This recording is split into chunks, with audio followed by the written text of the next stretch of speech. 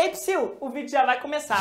Antes de ir embora, passa na descrição e confere o link da plataforma Apoia-se para a campanha de financiamento continuado do meu canal. A partir de R$5 você pode ser um investidor e garante com isso recompensas e vantagens exclusivas. Passa lá!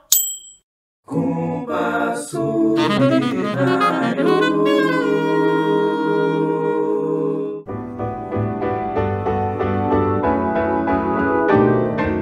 Olá, queridos ouvintes do Compasso Binário. Hoje eu, Ney Souza, tô mais uma semana acompanhado do meu querido colega clarinetista maravilhoso, Caetano Brasil. Hello, hello, hello, ouvintas, ouvintes e ouvintos, todas as gêneros, tudo bom, né? Caetano Brasil falando diretamente de Juiz de Fora. Hoje, nessa noite de gravação, um calor aqui. Como tá o clima por aí em Floripa, né? Aqui em Floripa tá meio friozinho, assim. Tá batendo uma ventania danada. Meu quarto tá parecendo o disco do Luciano Perrone. tem tudo aqui. Tem porta batendo, tem frigideira, reco-reco. Tá rolando uma percussão danada aqui no meu quarto. Ter cuidado, que ventania pra esses seus lados aí não é coisa boa não, hein? Segura as pontas. Nem me fala, a gente tem que gravar um episódio especial do podcast de Tragédias de 2020. Ah não, chega, vamos falar de coisa boa, vamos falar de TechPix, a filmadora mais vendida do Brasil. E melhor que TechPix, só quem? Só o compositor que a gente vai trazer pro episódio de hoje. Vocês estão vendo, né, que a gente só tá trabalhando com gente fina, elegante, sincera, só nata. Fazendo um passeio por esse Brasil, meu amor. Vocês estão vendo que no mesmo país, um lugar eu tô aqui sem camisa gravando e o outro tá falando que é ventania. Então a gente tá falando o quê? De uma diversidade cultural, de uma diversidade geográfica e, por que não, de uma diversidade musical. Fala pra gente, Ney, quem vem no episódio de hoje? No episódio de hoje temos Laércio de Freitas e todo esse balanço do choro de São Paulo. A gente vai falar desse pianista brasileiro maravilhoso, arranjador, que já arranjou obras do Pixinguinha, obras do Piazzolla, já arranjou o disco da Elza Soares, já atuou. Então ele faz de tudo e tudo que ele faz é maravilhoso. A gente vai te provar hoje, ouvinte, porque você vai ficar ouvindo com a gente aqui o Laércio, esse piano balançado que é uma maravilha. Praticamente o quê? Uma blogueira nascida no século passado, porque faz de tudo um pouco. E aí a gente vai falar pra você que ele nasceu onde? Em Campinas, tá mais perto aqui de mim do que do Ney, né? Interior de São Paulo, no dia 20 de junho de 1941. A gente tá trazendo aí um signo de Gêmeos, quase uma cúspide. Você sabe o que é cúspide, Ney? Não me lembro agora o que é cúspide, Caetano. Tá vendo? Você tá precisando rever seus... Me relembre a etimologia da cúspide com todo o seu conhecimento astrológico. Cúspide do latim, mentira, sacanagem, não sei a etimologia, mas sei que cúspide é a pessoa que nasce na transição de um signo para o outro. O Laércio se safou por um dia ali de ser cúspide entre o signo de Gêmeos e de Câncer, ficou mesmo Geminiano e Melo, que é o signo que? Da comunicação, é o signo que gosta da conversa, que gosta de socializar, que tananana, que tananina, que muda de fases também, né? Tem uma hora quer, outra não quer, aquela coisa toda. Do signo de ar, né? A gente tá falando que os signos de ar ali são essa coisa, esse movimento, e a gente vai falar um pouquinho do movimento Laércio através da música brasileira, com foco aí no choro, que dentre as milhares de coisas que o Laércio fez na carreira dele, são sempre o fio condutor e acaba amarrando, né, todo esse arsenal de compositores que a gente está trazendo aqui no Compasso Binário para vocês.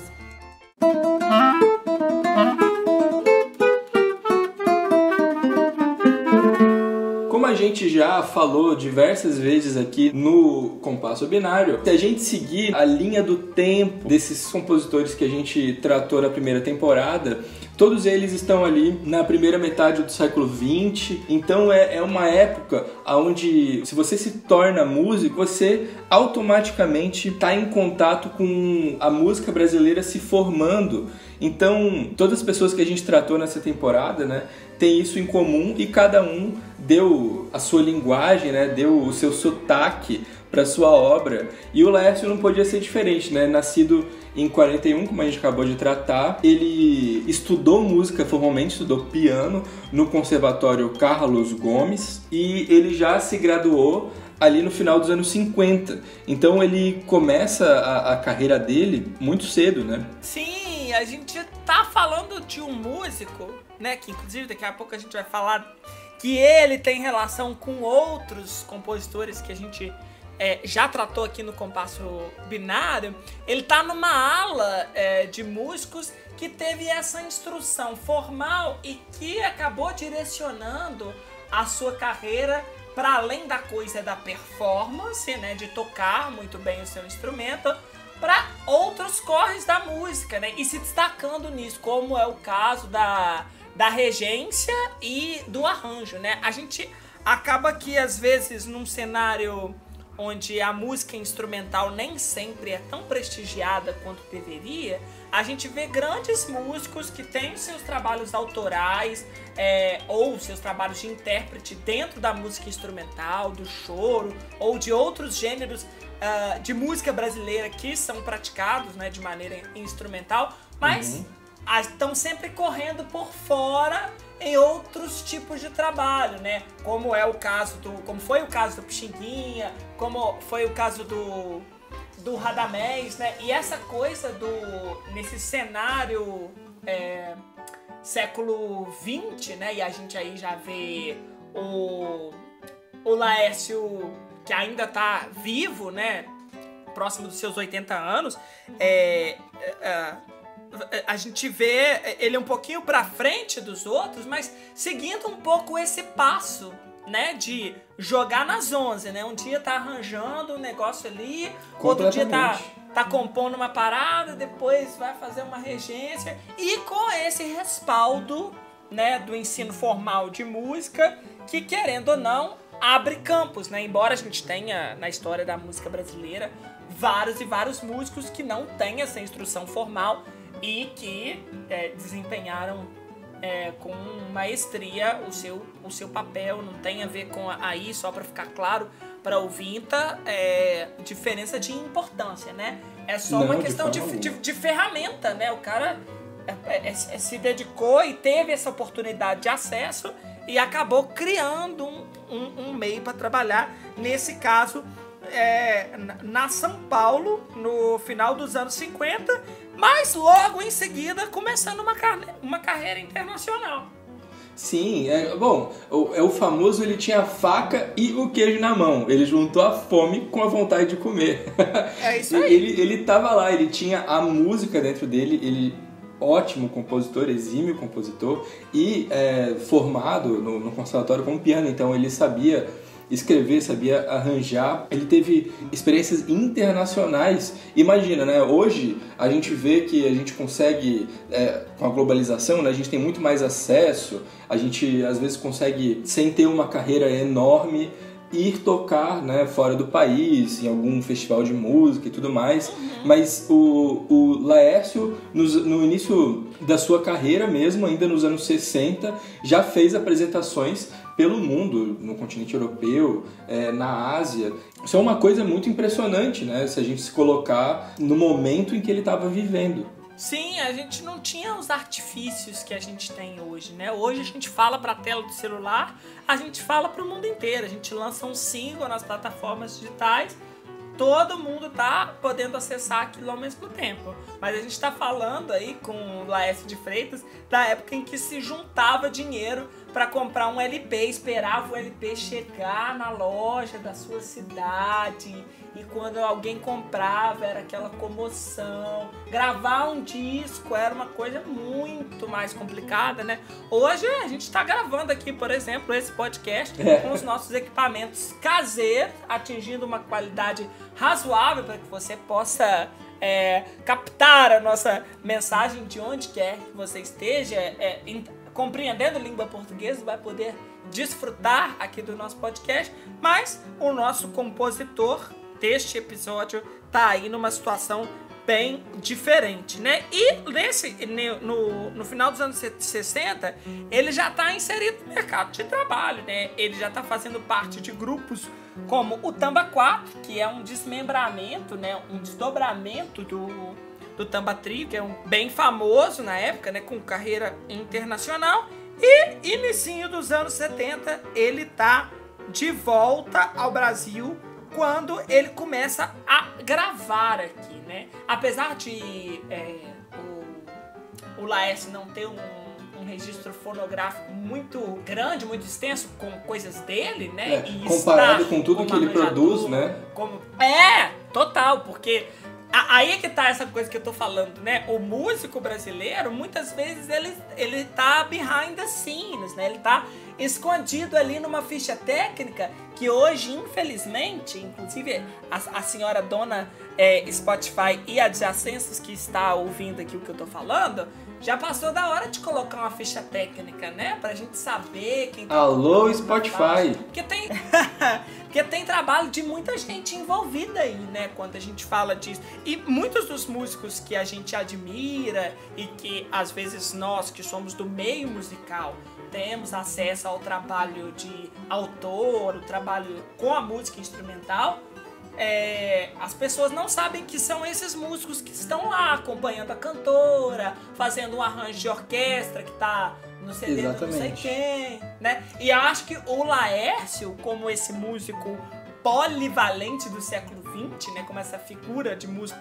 polivalente do século XX, é um super exemplo, né, que a gente pode falar. Ele teve ativamente, né, como um músico integrante, a gente já citou o Tamba Trio, além dos próprios trabalhos que ele gravava, mas tem 2 grandes trabalhos que, se você, ouvinte, conhece Choro, com certeza já ouviu falar, que o Laércio esteve presente, foi na Orquestra Tabajara, com o Severino Araújo, compositor de Espinha de Bacalhau, super reconhecido no meio do choro. Que, inclusive, Severino Araújo merece um episódio de compasso binário numa temporada futura, hein? Vou deixar anotado isso aí. A próxima temporada já existe nas nossas mentes. Olha, vai entrar pra contagem. 1, 2, 3. Proveta. Vai entrar na próxima temporada. Cristóvão Bastos. Enfim, né? Essa galera toda que tá realmente Gente, se vocês estão gostando... Se vocês estão gostando de compasso binário, vocês estão acompanhando e tudo, vocês tratam de ouvir bastante, de compartilhar pros amigos, de mandar muitas cartinhas imaginárias pra caixa postal que tá passando aqui embaixo, pedindo a segunda temporada, tá? Quem sabe a Netflix não adota a gente e renova pra mais uma temporada o compasso binário. É isso mesmo, é isso que tá faltando. Tá faltando entrar na Netflix pra você acessar da sua Smart TV de casa e colocar o compasso binário, nossos rostos lindos, maravilhosos. Amei rostos, Ney. Gostei. Muito bom rostos. Como diria a Inês Brasil, seria meu sonho. Vamos parar de falar de bobiça. Volta com Léo de Freitas.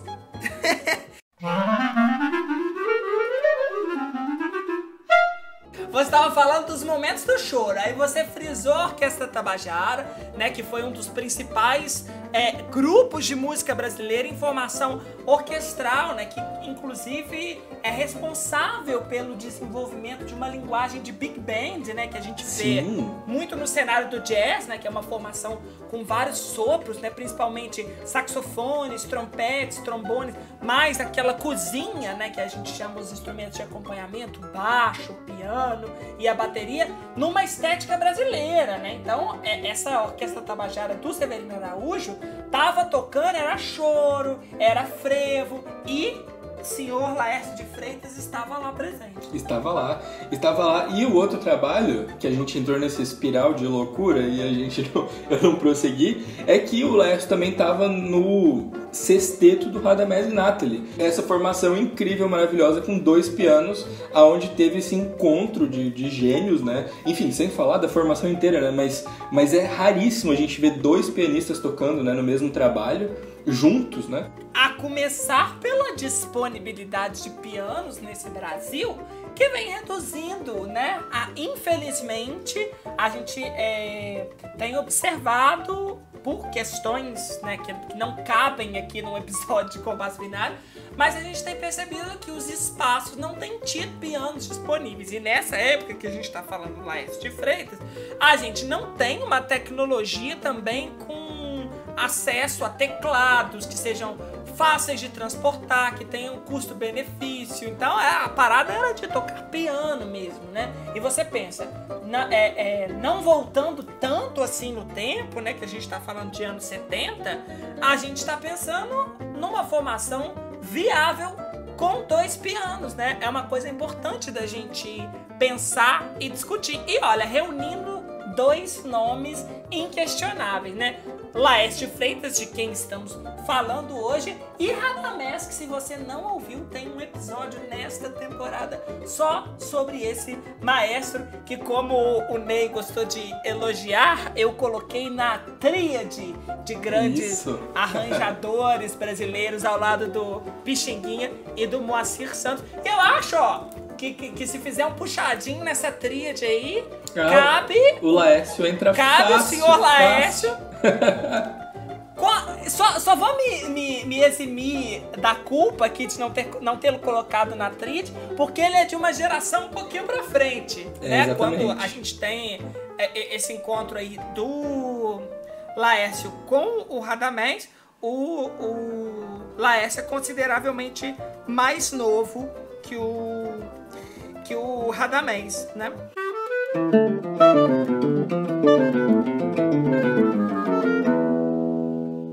Como a gente já falou, né, Laércio produz muita música, seja como compositor, como arranjador, como músico acompanhante, dentro de outros trabalhos. Inclusive, continua contribuindo com seu repertório até hoje. Tem um trabalho muito legal da geração nova do Choro de São Paulo, que é o Panorama do Choro Contemporâneo de São Paulo, que é um trabalho incrível e tem uma identidade do Laércio de Freitas dentro desse trabalho como compositor e toda a história, né, dele para a música de São Paulo, a influência que a estética da música do Laércio de Freitas impactou no que o choro de São Paulo veio a se tornar hoje com esse registro do panorama contemporâneo do choro de São Paulo.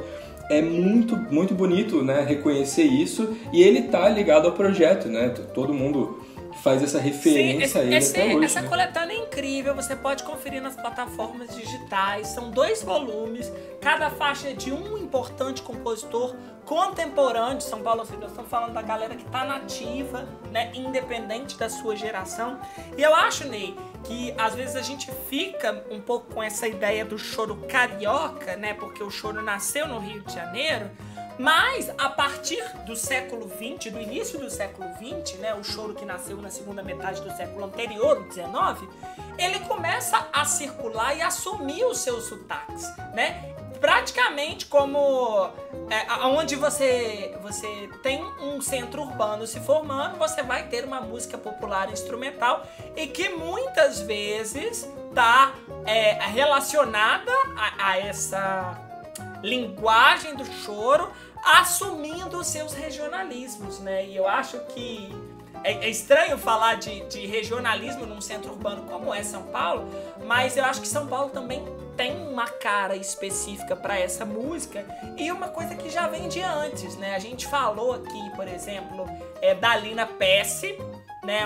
Um outro episódio também que, se você não conferiu, você vai conferir. Compositora maravilhosa, também pianista, né?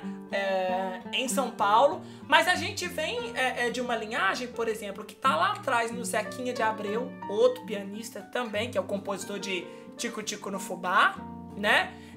Depois a gente vem com o Garoto, que é o gênio das cordas, né? Sim. Que eu acho que é um dos grandes responsáveis pelo que a gente entende hoje esteticamente como choro contemporâneo, né? Exatamente, né? Coisas que a gente ainda está descobrindo hoje e explorando, seja nós meros mortais, assim, aprendizes de choro, e até as pessoas, os arranjadores que já têm o seu nome marcado na música brasileira, a gente ainda consegue enxergar as coisas que o Garoto estava apresentando pra gente naquela época, né? Estão vindo ainda, né? A gente está ainda sorvendo dessa fonte de inspiração que é o Garoto, inspiração harmônica, inspiração rítmica, inspiração total, dessa sede de informação, né? Que é uma coisa de dentro do choro, né? O Jacó também tem muito isso, mas de você criar em cima da melodia que você já compôs, né? Sim, e essa galera toda aí, toda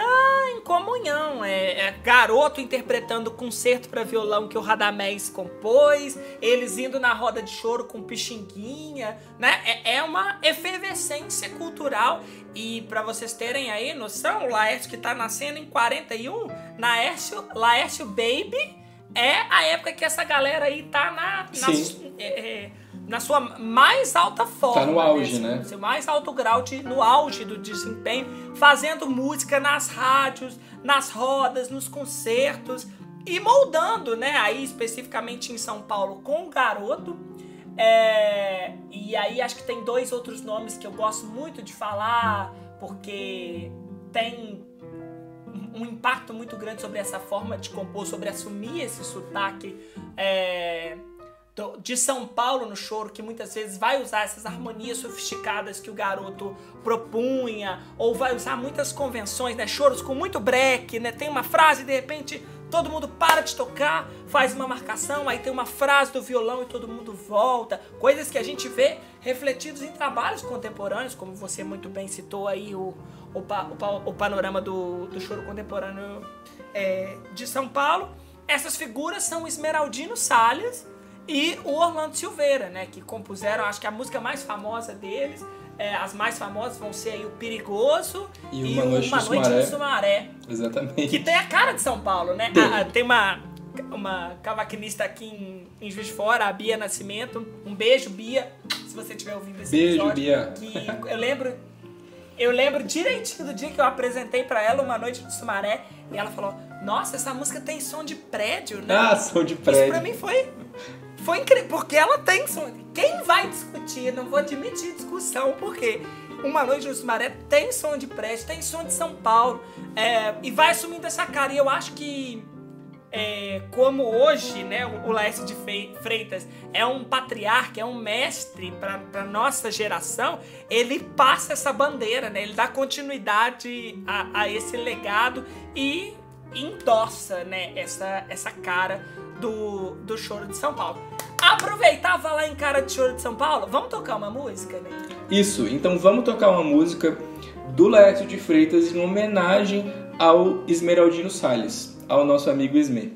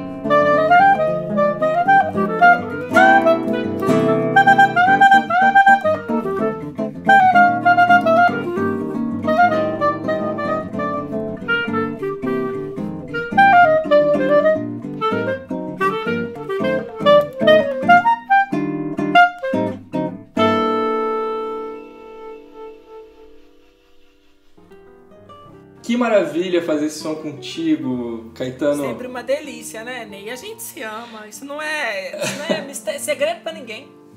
Não é segredo pra ninguém. E essa pegada das músicas do Laércio são maravilhosas. E como a gente falou, né? Construção da linguagem do choro de São Paulo, que veio bem de antes, veio de todo mundo que a gente já citou aí no último bloco, Garoto com o trio Surdina, né, choro de violino, né, que hoje a gente tem poucos representantes no Brasil, e é uma coisa mega característica de São Paulo. Fafá-Lemos! Fafá-Lemos, exatamente. O choro se espalhou pelo Brasil inteiro.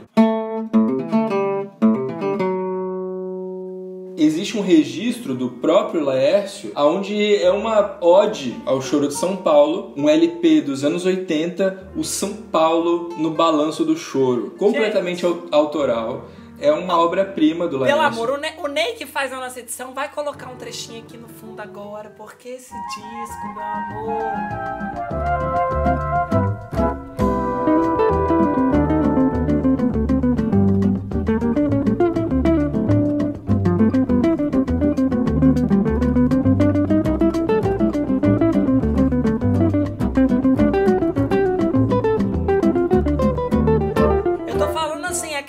Sabe, do marca-texto, que eu sempre falo aqui, você já pega, põe no seu bloquinho de nota, faz um sublinhado, porque isso aí você não pode deixar de escutar, não, porque é coisa muito importante da nossa história e é o quê? Só alegria no nosso coração. Esse disco maravilhoso do Laércio, né, todo autoral, ele abre com a música que a gente acabou de tocar, né, ao nosso amigo Esmê, e é só uma coisa linda atrás da outra, né? A formação desse disco, com piano e órgão que o Laércio gravou, teve percussão, então tem pandeiro, tem bateria também, o que pro choro dos anos 80 talvez um pouco distante da linguagem que estava acontecendo no Rio de Janeiro, que é basicamente onde a Camerata Carioca estava crescendo, né? Sim, sim. E a gente tem aqui o Laércio lançando um descasso, né, com violão, bateria, contrabaixo e piano, né, essa formação completamente diferente da estética que estava acontecendo no Rio, e realmente carimbando, né, essa estética do choro de São Paulo, mostrando a que ele veio. Então, basicamente, todos os choros desse disco são clássicos para qualquer um que ouviu esse disco. Com certeza, porque tem esse poder do clássico, né? São obras muito definitivas, né? Obras muito maduras apresentadas nesse disco. O Laércio é um compositor de mãos cheias e infelizmente pouco tocado, né? Eu que moro em Juiz de Fora e tenho uma influência cultural muito do Rio, por aqui a gente não toca as músicas do Laércio na roda. Acho também que porque as rodas ainda vivem um processo de defasagem, de absorção de um repertório com uma cara um pouco mais moderna, né? Ou que assuma sotaques que não são propriamente tradicionalíssimos do choro, né? E acho muito importante a gente colocar esse ponto aqui, porque o choro, ele já nasce como uma subversão, né? Uma subversão que faz reverência sempre às suas raízes e é muito consciente delas, mas o choro é música criativa, né? Sim. Então, quando surge lá com os compositores da segunda metade do século XIX, eles estão subvertendo uma estética europeia de tocar polca, de tocar valsa, de tocar Scott. Quando vem Pixinguinha, ele está subvertendo o que se entendia como choro, porque eles estavam fazendo coisas modernas demais. Quando vem Garoto, Radamés, a mesma coisa. Então, o que faz, inclusive, o choro estar vivo, na minha humilde opinião, é esse processo de saber se reinventar sem perder a sua semente, né? Uma coisa, aquela história da evolução que eu gosto de tratar aqui no Compasso Binário, uma coisa não nega a outra, não substitui a outra, mas transforma, soma e aponta novos horizontes. Isso, você precisa conhecer muito bem o caminho que foi pavimentado pelos outros grandes a quem você é contemporâneo, e só assim você consegue deixar essa marca que todos os compositores do Compasso Binário dessa temporada deixaram e continuam deixando.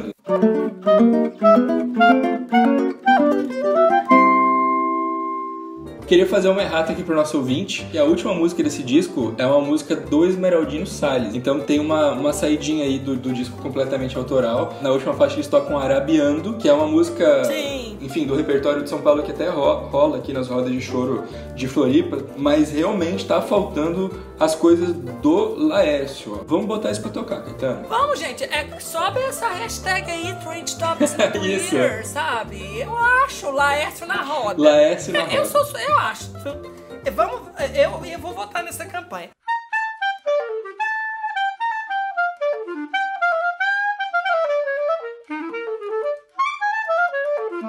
Vou dar seguimento, Ney, falando de mais algumas coisas legais que o Laércio gravou ou que gravaram da obra dele. Eu vou falar de um disco que ele trabalhou como arranjador, mas é um disco de música instrumental, que é o disco formado pelo do Paulo Moura e Clarice Werner.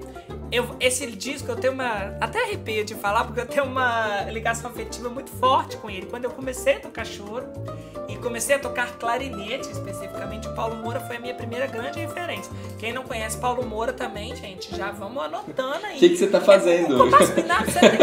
Você tem que assistir com um bloquinho de anotação do lado. Porque cada nome desse que a gente fala daria um outro episódio. É coisa pra você pesquisar, pra você jogar no seu Spotify, na sua plataforma digital favorita e curtir, porque é a história viva da nossa música, né? A história tá latente da nossa música. E quando eu comecei a tocar clarinete, o Paulo Moura era uma referência muito forte. E o meu tutor, meu mentor primeiro, o Marcelo Gonçalves, que me apresentou o choro numa oficina de música que eu fazia parte, ele emprestou pra gente esse disco do Paulo Moura e Clarice Werner, que é um disco incrível de piano e clarinete, basicamente. Tem uma faixa que o Paulo Moura toca sax, que é a primeira, que é o Carinhoso, mas com arranjos muito legais. A Clarice Werner, que tem uma tradição erudita de piano, né? Tem disco só de Debussy, por exemplo, e o Paulo Moura, que flutua em todas as áreas, né? Sim, toca tudo. Clássico, choro, jazz. E tem 4 arranjos desse disco que são do Laércio. Então, mais um jeito de você conhecer a cara desse cara, que é o Laércio de Freitas, né? Paulo Moura e Clarice Werner, eu acho que esse disco não tá nas plataformas, mas se eu não me engano, tem no YouTube. Esse disco que é de 1988.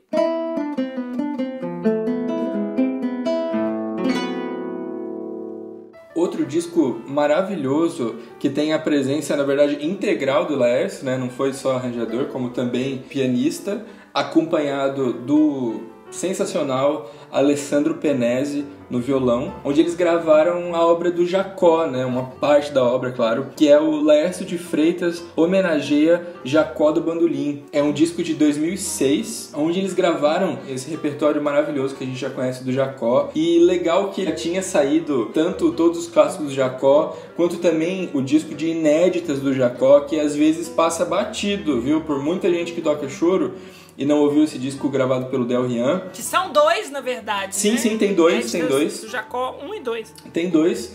E, enfim, os 2 são maravilhosos, né? O Rafael Rabelo tocando violão, enfim. Mas não estamos aqui para falar desse disco.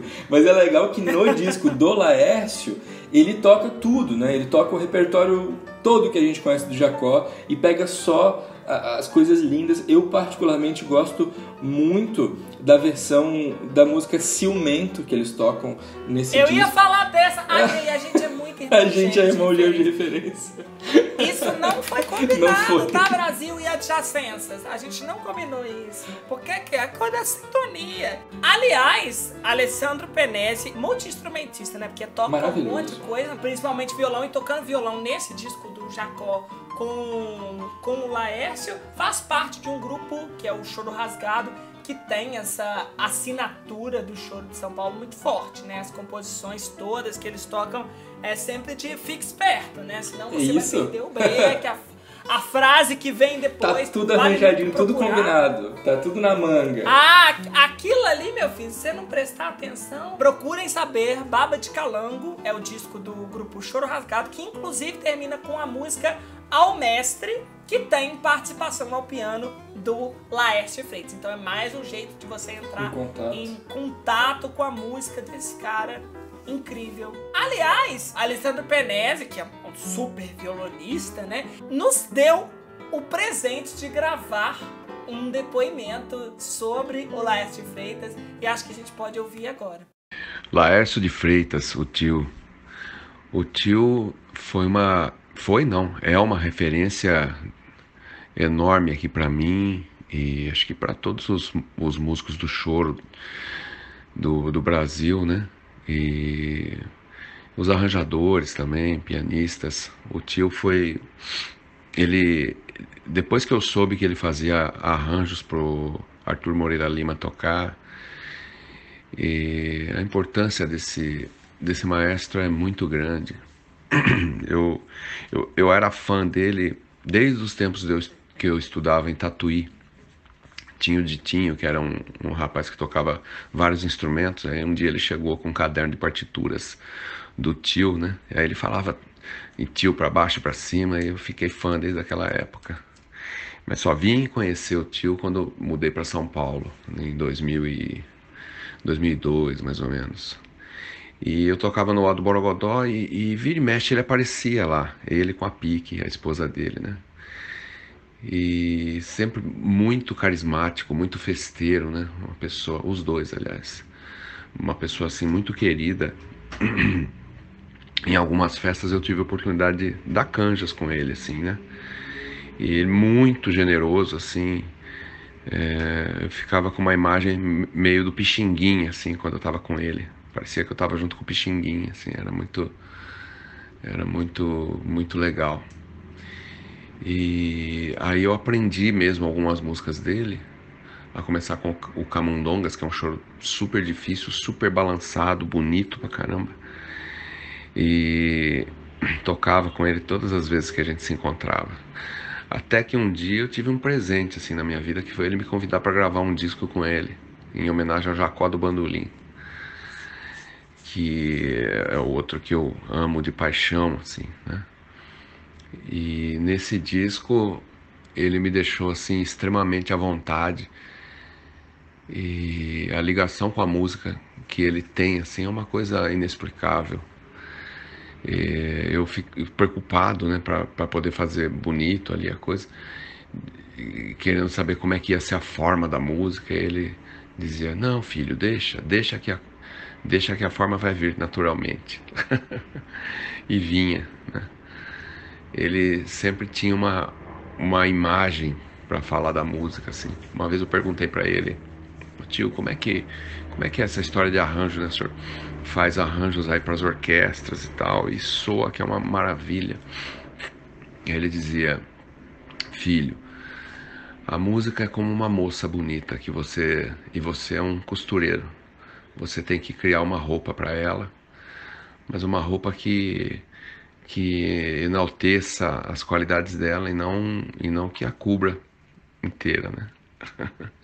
Esse é o tio Laércio, muita saudade dele. E assim que for possível, assim que finalizar essa pandemia, vou estar na casa dele com certeza. Grande abraço, obrigado. Maravilha, que bom ouvir o que o Penese tem a dizer sobre o Laércio. Eles já presentearam a gente com o disco, né, tocando as músicas do Jacó, e agora mais um presente aqui pra gente, né, do Penese, com essa participação no Compasso Binário. Viu, Caetano? Eu conheci o Penese muito novo. Ele veio em Itajaí várias vezes em festivais, a gente já se encontrou em outros festivais. O Penese me ensinou muito e continua me inspirando muito sempre. Coisa linda, Ney. Dá pra ficar sentado por horas ouvindo esse cara falar, porque é um mestre, exatamente, né? E o Laércio, que a gente está falando aqui, né, um maravilhoso maestro da música brasileira que contribuiu de tantas maneiras, com composição, com arranjo, com esse piano balançado de São Paulo que ele toca. Ele também faz tudo que nem você, né? Que você aqui nesse podcast, você é atriz tal qual nosso ator Laércio de Freitas. Ah, vocês estão achando que, para além de ter acompanhado Maria Bethânia, Ângela Maria, Marcos Valle, Emílio Santiago, o quarteto em si, entre outros, você vai poder conferir Laércio de Freitas participando como ator da novela Mulheres Apaixonadas e também de Viver a Vida. Além de ter interpretado Machado de Assis num comercial. Você tá achando o quê, Ney? Essa coisa... Eu tô achando que Laércio de Freitas, ele inventou a blogueira. Em 1991, ele nasceu, ele inventou a blogueira.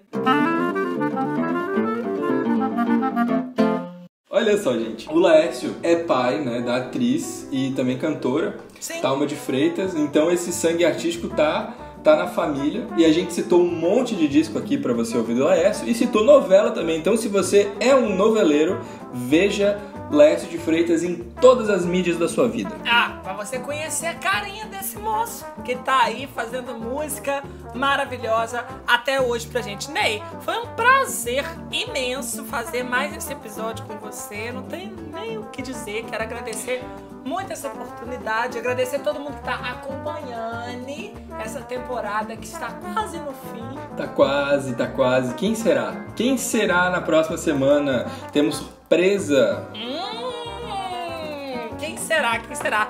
Quem viver, verá, meu amor.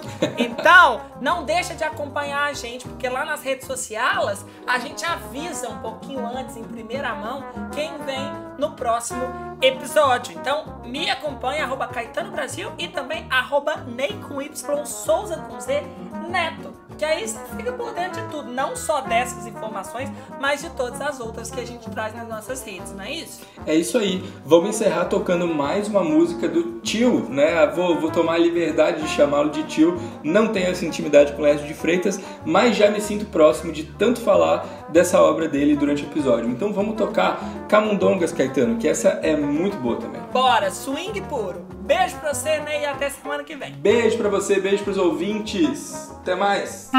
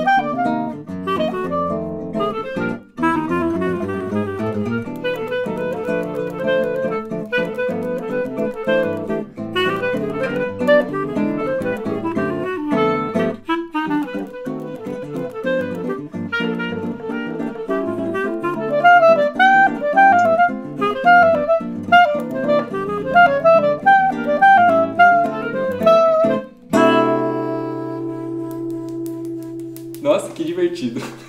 Nossa, esse episódio foi muito bom de gravar, pelo amor de Deus.